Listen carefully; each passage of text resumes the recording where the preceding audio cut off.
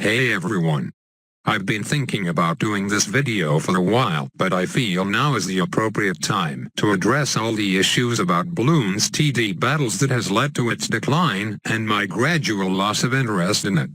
Now I don't intend for this to be whining/rant video, even though it'll probably come off as such, so I apologize to all of you, especially Ninja Kiwi if that's the case.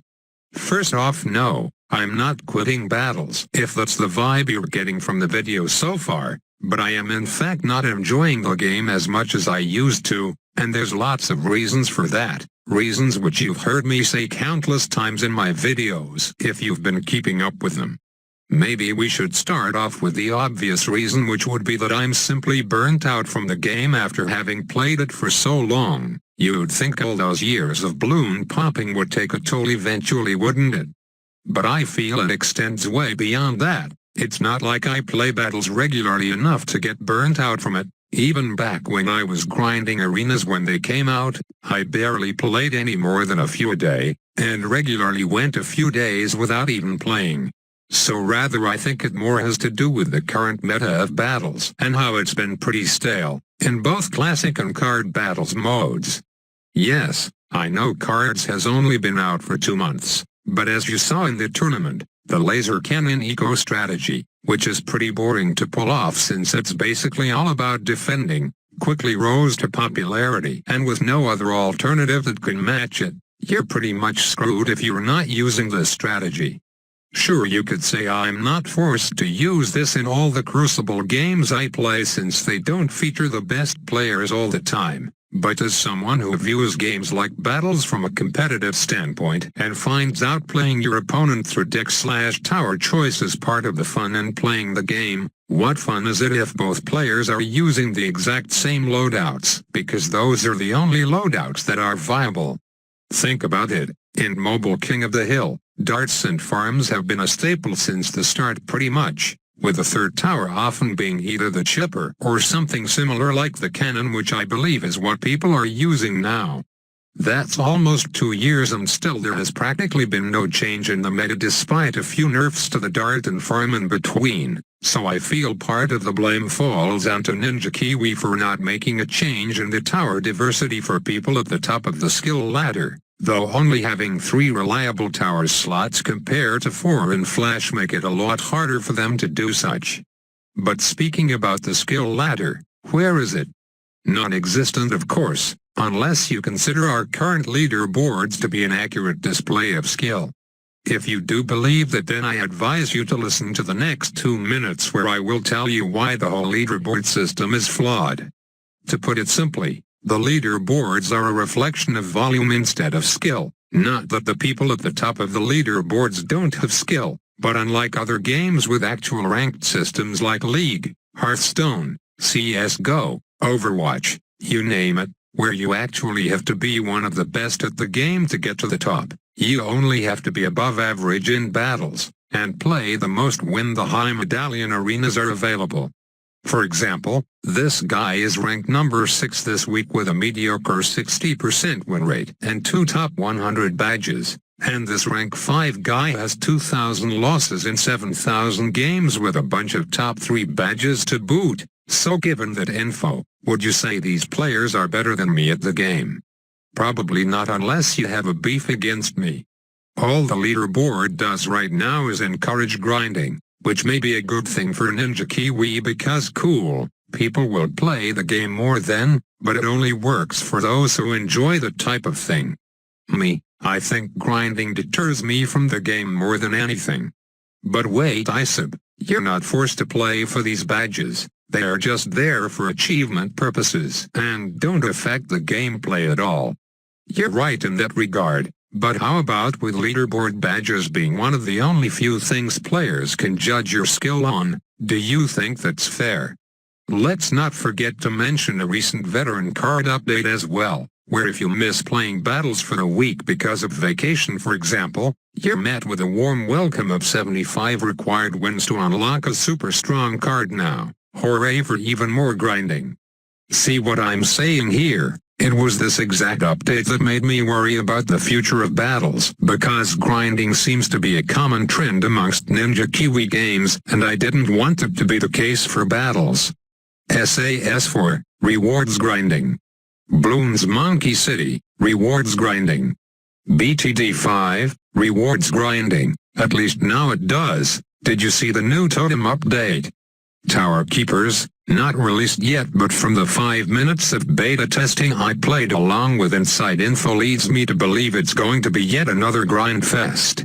I'm just hoping at some point the Ninja Kiwi higher-ups will see that there's more you can do than just add grinding mechanics to keep players reeled in, especially for a multiplayer game like Battles.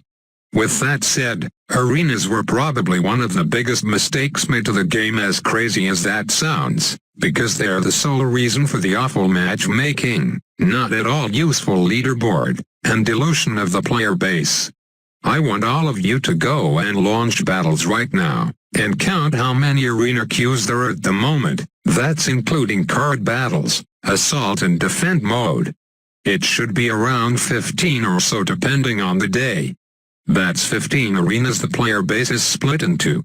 Take into account that higher medallion arenas will always have a small percentage of the players, and you see why Crucible is full of shitters. But wait, ISAB, most of the good players are already in Crucible, so what difference does it make if there's less queues? You'll still be matched with those same guys. Well, no, you won't actually. If one of these queues is a ladder mode structured similarly to the games I mentioned before, then now there's an incentive for good players to actually play the game on a consistent basis, so you're a lot more likely to be paired up with someone of your skill level. Now a few of you might just be asking, why not join Mobile King of the Hill then? You're almost always guaranteed to face someone decent.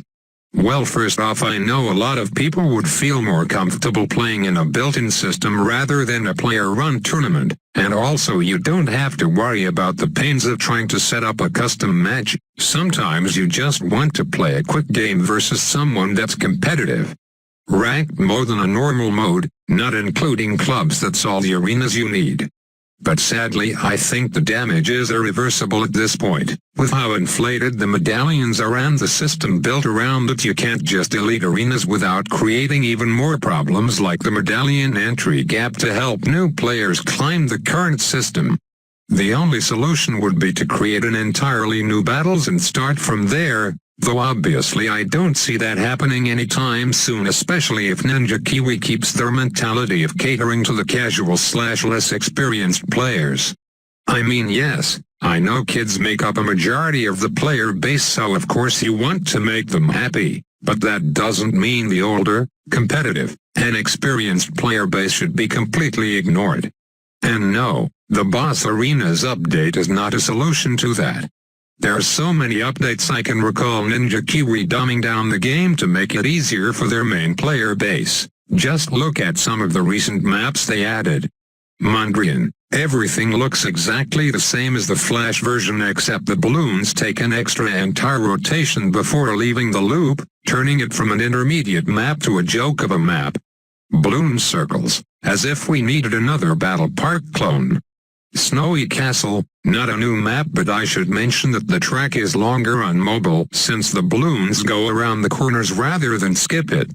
And who could forget Ink Blot, still in the game but removed from all public queues because it was not a good map, or perhaps it was because a popular YouTuber complained about it being too hard. And how about them club arenas? Bananza with Cobra's banned literally every day, but that's whatever, since I do agree there should be a default arena specifically for noob cakes. And literally the dumbest addition of them all, one I am still furious about to this day, the win-loss removal into a win percentage. I'm honestly baffled at how this isn't reverted yet, even after 6 months of literally no one liking this change and tons begging for it to be reverted. I sincerely doubt all of this backlash outweighs whatever benefit new players get from not knowing vital information about their opponent. I hear one argument is that they lose the intimidation factor when facing a good player, but what difference does it make when you can still see their 3 million medallions and 90% win rate? I just don't get it. I know the win-loss change doesn't affect the gameplay at all, so why the big fuss over it, but it gives me the idea of the game Ninja Kiwi wants this to be, for casuals. And I, as do many other fellow retired competitive players, don't agree with that. This isn't to say I'm always looking to try hard in classic cards. I get my fair share of fun from the occasional club arena once in a while, but when I'm not in the mood for that, I'm probably in the mood for some try-hard, intense and exciting games which I can't seem to find at the moment without having to resort to private battles. So geez ISAB, you sure took a dump on this game so hard in the past 10 minutes, why don't you just quit playing if you hate it so much? Well, trust me, I'd probably take a Tyler-length hiatus if it weren't for YouTube, but considering I basically built this channel off of Bloons, it'd be a pretty dumb idea to stop uploading it completely and ditch all 34,000 of you. So don't press that unsub button, because I'll most certainly still be uploading battles content. I just wanted to use this video to voice my opinions on the direction of the game, its problems and how it could be improved. As I've been saying for a while, I'm still looking to expand my channel into other games, and now seems like a good time for that, so assuming I get off my lazy ass, be on the lookout for that. And please, let me know your opinions about everything I've said as well, because that's what I'm looking forward most to. Have a good day.